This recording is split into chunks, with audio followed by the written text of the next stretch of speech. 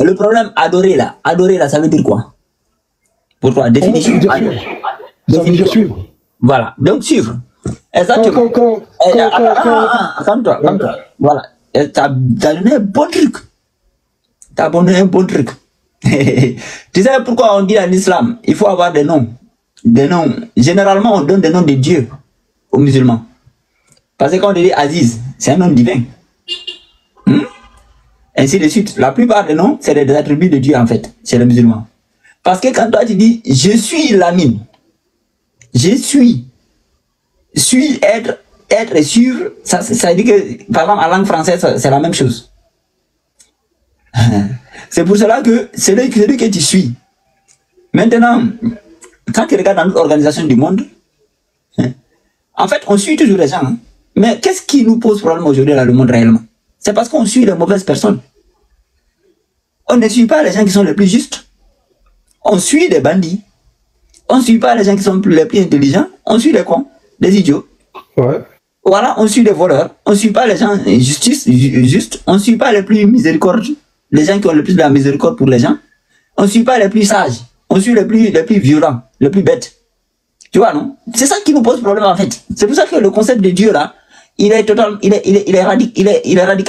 fondamental en fait. Tant qu'on n'a pas récupéré la compréhension correcte de Dieu là, on va pas s'en sortir. Parce que actuellement, ce que tu as dit là, c'est totalement ça. C'est pour ça qu'en islam, on valorise le nom. Le nom est très valorisé. Par exemple, quand tu vas en Europe, ils vont te dire Monsieur Cochon, Monsieur Brouette. Je suis cochon. Et mon frère, je suis pas cochon. Je peux pas suivre un cochon. C'est pas possible. Je peux dire je suis Mohamed. Je suis Ahmed. Ah, Mohamed ou même Mohamed. Je suis Aziz. Je suis Ali. Je suis le plus élevé. Donc je suis le plus élevé. Je suis le plus élevé. En France, si tu vas venir, il y a une femme là, il y a un nom que j'ai Camille Sauvage. Je suis sauvage. Aïe, comment tu vas suivre un sauvage?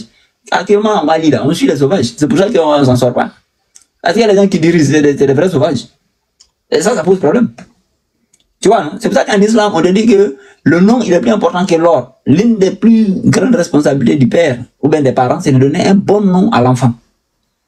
Et c'est ça repose sur le concept de Allah même, en fait. Le problème, c'est que, actuellement, là, on comprend pas qu'est-ce que c'est que Allah. Du coup, on suit les gens, on suit pas Allah, en fait.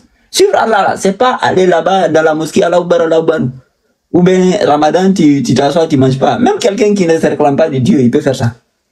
Tu vois, non? Suivre Allah, c'est justement le mot, tu as bien dit le mot.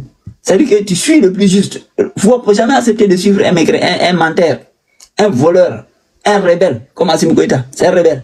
Un gars qui prend les armes, il déloge un président ici. Si vous le suivez, vous dites que vous êtes musulman. Vous suivez un rebelle. Alors que dans le Coran, le rebelle, c'est Iblis. C'est Iblis le rebelle. Il s'est rebellé contre l'ordre.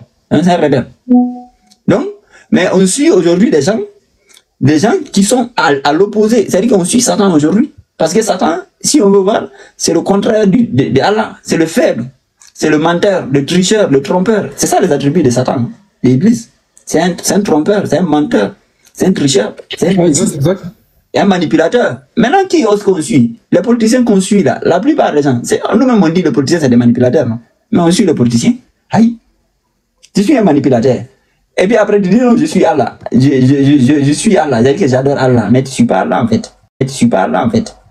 Parce que si tu suis Allah est le véridique. Il est l'authentique. Tu vois, non? C'est pour ça que c'est important qu'on le rétablisse en masse. C'est-à-dire que, pas en masse, mais il faut qu'on ait quand même quelques éléments, parce que tout commence par un noyau dur. C'est pas forcément, parce que la plupart des gens, on est des morts actuellement. Donc si on arrive à ressusciter quelques-uns, ça va. Ceux-là, ils vont induire. Parce que quand tu te frottes à quelqu'un de réveillé, là, il va te donner la vie. Quand tu écoutes, faut comprendre Allah, tout comme quand tu comprendrais si on parle d'un être humain. C'est tout.